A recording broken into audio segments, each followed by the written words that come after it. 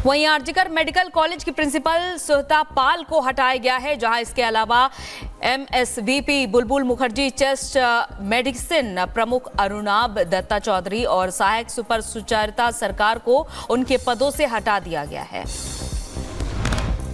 कोलकाता की घटना के विरोध में आज बंगाल बीजेपी दोपहर 1 बजे स्वास्थ्य भवन का घेराव करने वाली है। बीजेपी नेता शुभेंदु अधिकारी इस प्रदर्शन में शामिल भी होंगे। वहीं कोलकाता की घटना को लेकर आज राज्य सरकार के कर्मचारी भी विरोध प्रदर्शन करने वाले हैं। राज्य सरकार के कर्मचारियों का विरोध मार्च आज दोपहर 1:30 बजे स्वास्थ्य भवन और नवमहाकरण में आयोजित किया जाएगा। कोलकाता की घटना के खिलाफ और इंसाफ की मांग को लेकर आज कोलकाता प्रेस क्लब में शाम 5 बजे प्रदर्शन होगा। कोलकाता प्रेस क्लब में मोमबत्ती जलाकर विरोध प्रदर्शन किया जाएगा। कोलकाता कांड के पीड़ित परिवार से मिले बंगाल के राज्यपाल सीवी आनंद बोस। गवर्नर ने पीड़ित परिवार का हाल जाना और न्याय दिलाने की बात कही है। साथ ही घटना में शामिल सभी आरोपियों को कड़ी सजा दिलाने की भी बात कही है।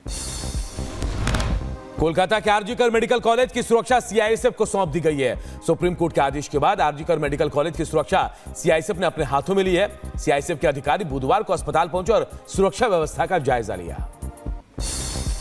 कोलकाता कांड को लेकर पूर्व प्रिंसिपल संदीप घोष पर बहुत बड़ा खुलासा हुआ है। आरजीकर अस्पताल के डिप्टी सुपरिटेंडेंट ने कहा कि संदीप घोष भ्रष्ट और निहायत ही गंदा इंसान है। डिप्टी सुपरिटेंडेंट की माने तो संदीप घोष अस्पताल में आने वाले लावारिस लाशों को भी बेचा करता था। वक्फ विधेयक पर संसदीय समिति की आज होगी पहली बैठक। समिति के सदस्य अल्पसंख्यक मामलों और कानून एवं न्याय मंत्रालयों के प्रतिनिधियों के साथ बातचीत करेंगे। वरिष्ठ आईएएस अधिकारी गोविंद मोहन नए केंद्रीय गृह सचिव का पदभार संभालेंगे और सिक्किम कैडर के 1989 बैच के आईएएस अधिकारी मोहन पहले ही केंद्रीय गृह मंत्रालय में विशेष कार्य अधिकारी के रूप में शामिल हो चुके हैं। उन्हें सिक्किम और केंद्र सरकार दोनों के विभिन्न पदों पर काम करने का व्यापक अनुभव है। अयोध्या गैंग रेप कांड के आरोपी मोहित खान के एक और अवैध निर्माण पर बुलडोजर चलेगा। शॉपिंग कॉम्प्लेक्स पर आज एक्शन की तैयारी। हथौड़े के साथ 50 से ज्यादा मजदूर संभालेंगे मोर्चा। वाराणसी के ज्ञानवापी में वजूखाने के एएसआई सर्वे को लेकर इलाहाबाद हाई कोर्ट में आज दोपहर 2 बजे होगी सुनवाई। 14 अगस्त को अंजुमन इंतजामिया मसाजिद कमेटी के अधिवक्ता के बीमार होने पर नहीं हो पाई थी सुनवाई। अंजुमन इंतजामिया मसाजिद कमेटी आज दाखिल करेगी अपना जवाब। इलाहाबाद हाईकोर्ट ने धर्मांतरण को लेकर बड़ी टिप्पणी की। कोर्ट ने कहा कि फादर कर्मकांडी मौलवी या मुल्ला के नाम से पुकारा जाने वाले लोग जो किसी का जबरन धर्म परिवर्तन कराते हैं वो यूपी धर्मांतरण विरोधी कानून के तहत जिम्मेदार होंगे। झारखंड के पूर्व सीएम चंपई सोरेन नई पार्टी बनाएंगे। चंपई सोरेन ने ऐलान किया है कि रास्ते में कोई मिला तो दोस्ती करेंगे। चंपई ने कहा कि हम राजनीति से संन्यास नहीं लेने जा रहे हैं। हमने जो अध्याय शुरू किया है उसका चैप्टर बदलता रहेगा। महाराष्ट्र में मराठा आरक्षण को लेकर जारी विरोध प्रदर्शन के बीच एनसीपी प्रमुख शरद पवार की बढ़ाई गई सुरक्षा। केंद्र सरकार ने शरद पवार को दी Z+ सिक्योरिटी। आंध्र प्रदेश के अनाकापल्ले जिले की एक फार्मा फैक्ट्री में आग लगने से 17 लोगों की मौत हो गई। 3 दर्जन से ज्यादा लोग जख्मी हो गए। फिलहाल आग लगने की वजह का पता नहीं चल सका है। आंध्र प्रदेश की घटना पर पीएमओ ने दुख जताया। पीएमओ ने ट्वीट कर कहा कि अनकापल्ले फैक्ट्री हादसे में लोगों की मौत से दुख हुआ है। पीएम राहत कोष से मृतक के परिजनों को 2-2 लाख की आर्थिक मदद का ऐलान किया गया है। घायलों को 50,000 की मदद दी जाएगी। आंध्र प्रदेश के कटप्पा में हादसा हो गया, जहां जमीन पर लटक रहे बिजली के तार को छूने से स्कूल जाते समय एक छात्र की करंट से मौत। दूसरा छात्र गंभीर रूप से झुलसा। इलाज जारी। घटना की सीसीटीवी वीडियो भी सामने आई। मुख्यमंत्री योगी आदित्यनाथ के आवास पर हुई अहम बैठक में सरकार, संगठन और राष्ट्रीय स्वयंसेवक संघ के प्रतिनिधि शामिल हुए। निगम आयोग और बोर्ड में भाजपा के पुराने कार्यकर्ताओं को समायोजित करने पर चर्चा हुई। उपचुनाव की तैयारियों पर भी मंथन हुआ।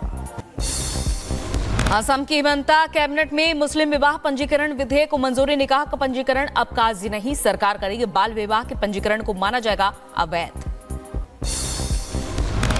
असम के सीएम हिमंता बिस्वा शर्मा ने मुस्लिम बहुल इलाके में विश्वविद्यालय खोलने पर बात की। सीएम हिमंता ने कहा कि केरल के कुछ संस्थान असम के मुस्लिम बहुल इलाकों में विश्वविद्यालय खोलने के इच्छुक हैं। विशेष शाखा से सुरक्षा मंजूरी मिलने के बाद विश्वविद्यालय खोले जाएंगे। पंजाब हरियाणा की सीमा पर स्थित शंभू बॉर्डर को खोलने के मामले में सुप्रीम कोर्ट में आज होगी सुनवाई। माना जा रहा है कि सुप्रीम कोर्ट किसानों से बातचीत के लिए वार्ताकारों के पैनल के नाम तय कर सकता है। देखिए, कर्ज उतारने के लिए बच्चे का अपहरण कर दिया गया है। ये खबर हम आपको बता रहे हैं। एक बच्चे को किडनैप किया गया और अपहरण कर लिया गया उसका। और खबरों में आगे बढ़ते हैं, जहां गाजियाबाद रेलवे स्टेशन पर 18 अगस्त को मिली सिरकटी लाश की हुई शिनाख्त। मृतक की पहचान दिल्ली निवासी आलोक कुमार रंजन के रूप में हुई है। फिलहाल पुलिस कर रही है पूरे मामले की जांच। बलिया में गंगा और घाघरा नदी ने खतरे के निशान को पार कर लिया। घाघरा नदी का जलस्तर बढ़ने के बाद आधा दर्जन गांव में बाढ़ का पानी घुसा है। जलस्तर बढ़ने के बाद इलाके के लोग दहशत में हैं। यूपी के गाजीपुर में जुआ के अड्डे पर एसडीएम के नेतृत्व में पुलिस ने छापेमारी की। जुआड़ियों में मचा हड़कंप। पुलिस को देख भाग रहे जुआड़ियों को पुलिस ने पकड़ा। यूपी के महोबा में दिल्ली का शातिर ठग गिरफ्तार हुआ है। महोबा के व्यापारी से 3 लाख रुपए ठगने वाला पुलिस के हत्थे चढ़ गया। नकली जेवर गिरवी रखकर वारदात को अंजाम देता था। यूपी के मऊ में शानदार नारायण हॉस्पिटल के सुरक्षा गार्ड से चली गोली। बंदूक जमीन पर गिरने से दूसरे गार्ड को गोली लगी। हादसे में विवेक सिंह नाम के गार्ड को गोली लगी। हालत गंभीर। पुलिस ने गार्ड सहित 2 लोगों को हिरासत में लिया। यूपी के सीतापुर में दबंग पर महिला ने लगाया दुष्कर्म और पिटाई के आरोप। शराब के नशे में घर में घुसकर महिला के साथ दुष्कर्म के मामले में पुलिस ने एफआईआर दर्ज कर ली है। आरोपी की तलाश कर रही पुलिस। आंध्र प्रदेश के अनंतपुर में बस स्टैंड के पास बीड़ी जलाकर सड़क पर फेंकी माचिस की तीली से आग लग गई। आग की चपेट में आने से कई दुकानें जल गईं। आनन फानन में आग पर काबू पाया गया। पुलिस मामले की जांच में जुटी। त्रिपुरा में भारी बारिश और भूस्खलन के बीच ट्रेन के लोको पायलट ने सूझबूझ का परिचय दिया। लोको पायलट ने समय रहते एक ट्रेन को बचा लिया। पुतिन ने मॉस्को में चीनी प्रधानमंत्री ली क्यांग से मुलाकात की। पुतिन ने दोनों देशों के बीच व्यापार संबंधों की प्रशंसा की और ली से चीनी राष्ट्रपति शी जिनपिंग को शुभकामनाएं देने को कहा। इजरायल के प्रधानमंत्री बेंजामिन नेतन्याहू ने उत्तरी इजरायल में एक वायुसेना बेस का दौरा किया। इजरायली पीएम ने कहा कि इजरायल किसी भी परिदृश्य के लिए तैयार है। बचाव और हमले दोनों में इजरायली पूरी तरह से सक्षम हैं। ईरान की कट्टरपंथी संसद ने 2001 के बाद पहली बार राष्ट्रपति के मंत्रिमंडल के सभी सदस्यों को मंजूरी दी।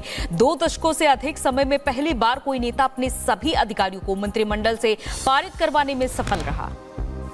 बढ़ते आगे और बात करते हैं हिजबुल्लाह के ठिकानों पर इजरायल की भीषण बमबारी। उत्तरी जारिद समुदाय पर रॉकेट दागने वाले हिजबुल्लाह के गुर्गों के एक सेल पर इजरायल के लड़ाकू विमानों ने हमला कर दिया।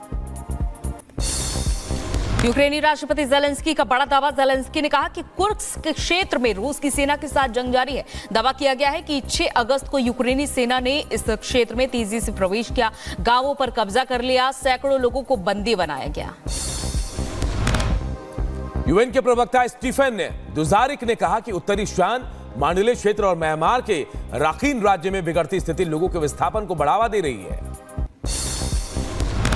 इधर रूसी राष्ट्रपति पुतिन ने पवित्र कुरान को चूमा। रूसी राष्ट्रपति को चेचन्या की यात्रा के दौरान उन्हें उपहार के रूप में मिली थी पवित्र कुरान। दक्षिणी लेबनान के सिडोन क्षेत्र में आतंकवादी खलील अल मखदा पर इजरायल का भीषण हमले के बाद आईडीएफ और आईएस ने लेबनान में उन आतंकवादियों को खत्म करने की श्रृंखला जारी रखी है जो ईरानी इस्लामिक रिवोल्यूशनरी गार्ड कॉर्प की और से यहूदियों और सामरियों में आतंकी गतिविधियों को निर्देशित कर रहे हैं।